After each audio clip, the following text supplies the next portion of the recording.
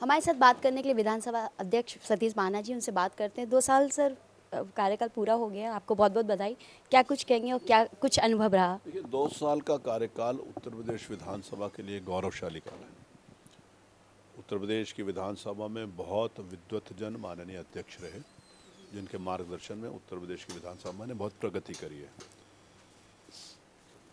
लेकिन इधर 2 वर्षों के अंतर्गत जिस प्रकार से एक पब्लिक के बीच में कनेक्शन चाहिए था, विधायिका को लोग समझें, इस निमित्त मैंने अपने पूर्व वर्तमान में जो भी अध्यक्ष, जो पूर्व अध्यक्ष थे जो हैं, माननीय माता प्रसाद जी पांडे, माननीय हृदय नारायण जी दीक्षित से मैंने मार्गदर्शन लिया।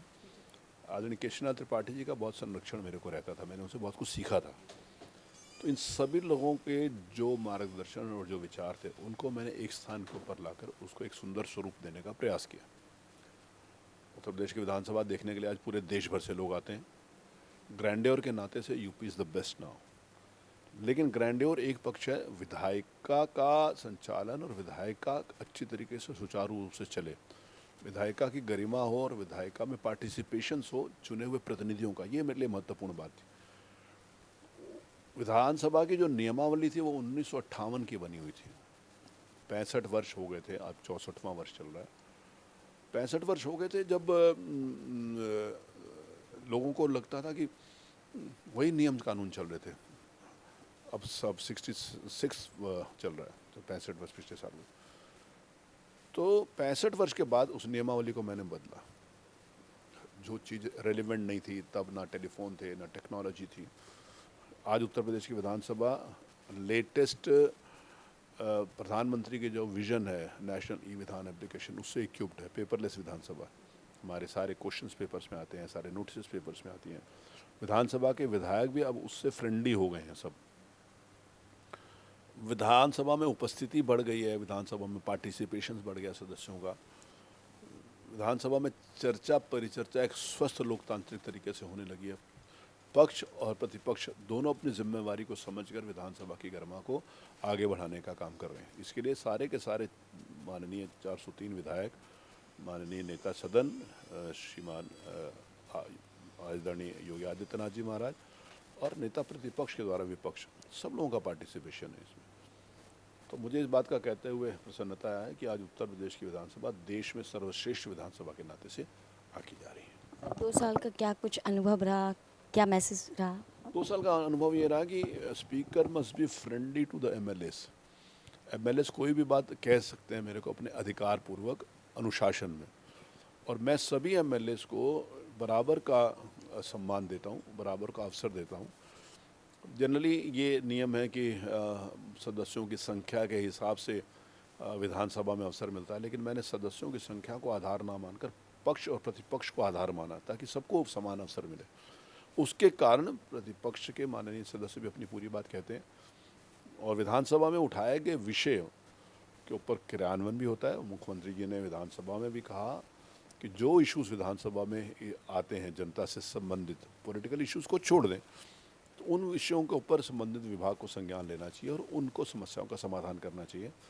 तो मुझे इस बात को कहते हुए प्रसन्नता है कि विधानसभा के अंदर उठाए गए जनमानस के इश्यूज़ के ऊपर आज त्वरित रूप से कार्रवाई होती है और जनता के हित का काम होता है। विधानसभा सुंदरीकरण को लेके कितना खूबसूरत कर दिया और बहुत अच्छा मैसेज भी जा रहा है और लोग देखना चाहते हैं, बाहर से जो भी आते हैं विधानसभा ज़रूर जाएंगे देखने। क्या कुछ रहा? उसमें हमने एक ऐप डेवलप किया है, विधानसभा का गाइडेड टूर बनाया है। तो गाइडेड टूर के माध्यम से विगत वर्ष में लगभग 5,000 दर्शक विधानसभा में आए, जो पहले दर्शकों के लिए विधानसभा में आने का कोई प्रोविज़न नहीं था। मैंने डिजिटल गैलरी बनाई है जहाँ पर विधानसभा का इतिहास है। मैंने ऐप डेवलप किया जहाँ पर जब से उत्तर प्रदेश की विधायी प्रक्रिया प्रारंभ हुई है तब से जितने भी सदस्य रहे हैं, आज से 50 साल पहले, 60 साल पहले, 70 साल पहले, उन सब के विधानसभा में की गई कार्रवाई मैंने ऐप के ऊपर डाउनलोड करी है। और आज जो लोग आ रहे हैं यूपी को विधानसभा देखने के लिए, वो विधायी प्रक्रिया के बारे में भी जानकारी चाहते हैं। विधानसभा के सत्र के बाद भी किस प्रकार से कमेटीज़ काम करती हैं, कौन कौन सी कमेटीज़ होती हैं, क्या क्या इश्यूज़ होते हैं, इसके ऊपर लोग जानकारी करते हैं। तो मुझे लगता है कि जिस समय जनता को जानकारी होगी कि विधायिका इतनी जिम्मेवारी के साथ और इतनी मतलब संवेदनशीलता के साथ जिस समय काम करती है, तो लोगों के मन में एक विधायिका के प्रति सम्मान होगा। हर इंस्टीट्यूशंस में सब प्रकार के लोग होते हैं, अच्छे लोग भी होते हैं, ख़राब भी लोग होते हैं। खराब की संख्या कम होती है सभी जगह, लेकिन कभी कभी वो खराब को इतना बढ़ा चढ़ा कर दिखाया जाता है कि लगता है कि सभी खराब है। कोई व्यक्ति अच्छा और ख़राब हो सकता है, लेकिन इंस्टीट्यूशंस की जो गरिमा है वो बनी रहनी चाहिए। मेरा ये प्रयास होगा, और उसके नाते से मुझे लगता है कि मैं पूरी तरीके से सफल हूँ ये तो नहीं कह सकता, लेकिन सफलता की ओर हम आगे बढ़ रहे हैं। लोगों को विधायिका के प्रति एक सम्मान जागृत हुआ है, ये मेरे लिए बहुत प्रसन्नता और संतोष की बात है। सर, आपने विधायकों की बात की तो विधायकों के लिए बहुत सारे नियम बनाए, नियम तौर पे बहुत सारी ट्रेनिंग सेंटर, बहुत ट्रेनिंग भी दी गई। हाँ नहीं, ट्रेनिंग भी दी जाती है। जैसे अब बजट सेशन होता है तो विधायकों के लिए बजट के लिए ट्रेनिंग सेशन कराता हूँ। विधानसभा सत्र के पहले क्वेश्चंस कैसे लगाए जाते हैं, क्या क्वेश्चन पूछा जाए, हमने एक पूरा का पूरा ई विधान सिस्टम स्थापित किया है।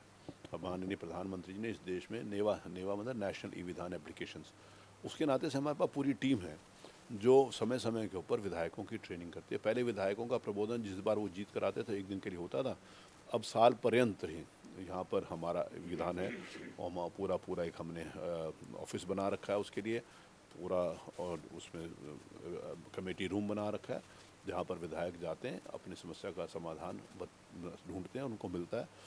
तो लगातार ट्रेनिंग वाला कार्यक्रम है। पहले तो 5 साल में एक बार ट्रेनिंग होती थी, अब यहाँ पर लगातार ट्रेनिंग होती है, और उससे विधायकों का भी लाभ होता है और विधायक अच्छी तरीके से अपनी बात विधानसभा में रख सकते हैं। महिला विधायकों को भी आपने बहुत प्राथमिकता दी। नहीं, महिला विधायकों को प्राथमिकता देनी चाहिए। देश के प्रधानमंत्री ने 33% उनका आरक्षण किया, तो यहाँ पर मैंने एक दिन महिला सदस्यों के लिए सिर्फ रखा था कि वही बोलेंगी।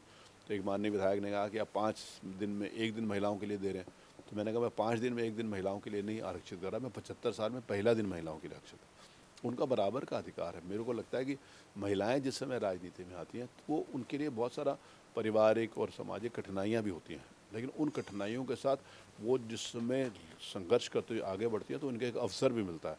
बहुत स्ट्रॉन्ग ऐसी महिला सदस्य हैं, ज़्यादातर मैं सभी लोगों को कहूँगा सब इतनी स्ट्रॉन्ग है। और जो महिला क्षेत्र के जनता के बारे में जिस समय प्रयास करती है उसका समाधान निकलने की पुरुषों की अपेक्षा परसेंटेज वाइज ज़्यादा होता है। तो इसलिए महिलाओं का भी अब बराबर का पार्टिसिपेशन है समाज की हर एक्टिविटी में। आज महिलाएं हर क्षेत्र के अंतर्गत अग्रणीय स्थान रख रही हैं, चाहे वो स्पेस हो, चाहे वो आर्मी हो, चाहे वो जल थल हो, चाहे वो हर क्षेत्र में मैं टेक्नोलॉजी हो, कहीं कोई भी, चाहे हवाई जहाज उड़ाने के लिए हो, फाइटर प्लेन उड़ाने के लिए, तो सभी स्थानों के ऊपर महिलाओं को अग्रणीय स्थान प्राप्त हो रहा है। उत्तर प्रदेश में भी निश्चित रूप से उनको प्राथमिकता मिलनी चाहिए थी और मैंने दी। ये तो हमारे साथ विधानसभा के अध्यक्ष सतीश माना जी ने जिन्होंने साफ तौर पे प्राथमिकता दी है और कार्यकाल पूरे होने पे प्रेस वार्ता करी है। मैं सोनी कपूर, इंडिया वॉच, लखनऊ।